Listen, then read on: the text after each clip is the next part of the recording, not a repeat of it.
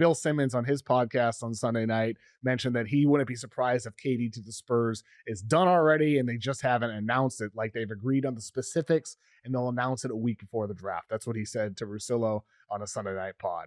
I've not heard anything specific like that, but there's undoubtedly a lot of noise about KD to San Antonio. That's for damn sure. Now, I think KD in San Antonio makes a lot of sense, though, because A, they need shooting bad. Like their shooting is horrible there around Victor Wembanyama. So KD makes sense there. KD also would make Victor happy. When I interviewed Victor last year, I asked him, who are your basketball role models?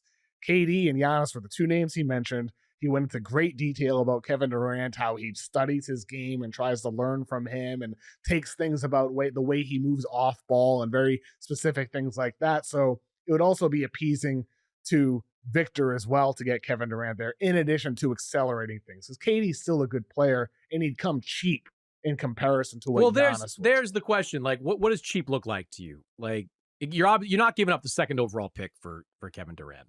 No, you're not. Well, let's look at a fake trade idea. Trade idea for Kevin Durant could be something along the lines of Jeremy Sohan, Harrison Barnes, Keldon Johnson in the 14th pick. Something along those lines. You would do that if you're the Spurs and if you're the Suns. Both sides. Yeah. The players, whatever. I mean, Phoenix, again, is to what I said earlier. They're not in a position where they can just bottom out because they don't control enough of their draft capital. So you got a bunch of guys that can play. They're hell-bent on keeping Devin Booker around for whatever reason. I still don't get that. I've said this before and I'll say it again. Devin Booker cannot win a championship in Phoenix. Doesn't mean Devin Booker can't win a championship, but he can't win a championship in Phoenix. He's not, his prime years, which are right now, they're not going to be championship level during. Doesn't this go both ways? Like, why does he want to stay there? I agree. And why do the Suns want to keep him, right? I agree. I think it's madness to be thinking that you can still win with Devin Booker. You know, the upside of 97 people interviewing for the Suns job the last few weeks is that you talk to a lot of people that are involved in that process. And look, they've all said that they were told, hey, Devin Booker is going to be here. Kevin Durant's not going to be here, but Devin Booker is going to be here. And effectively, Bradley Beal is going to be here because we have no choice. Like, we have nowhere to. They would love to get rid of him. There's no choice on that one. But yeah, like to bring it back. I mean, I would.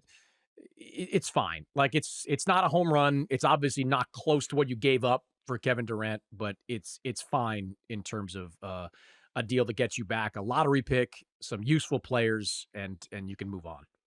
Now, related to that. See, I've heard specifically that the Spurs are trying to trade number 14 with a player for an upgrade. I don't know. I gave that fake trade idea involving KD. I don't know if that's involving KD, but I do wonder if maybe you'd see the Spurs make a move for Kevin Durant, maybe not involving 14. Could they have plenty of other future picks they could deal if picks are even required? Maybe it's young players instead.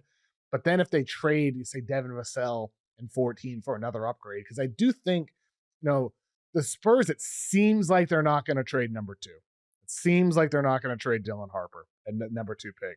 But it does seem like they're trying to accelerate. They get Chris Paul a year ago.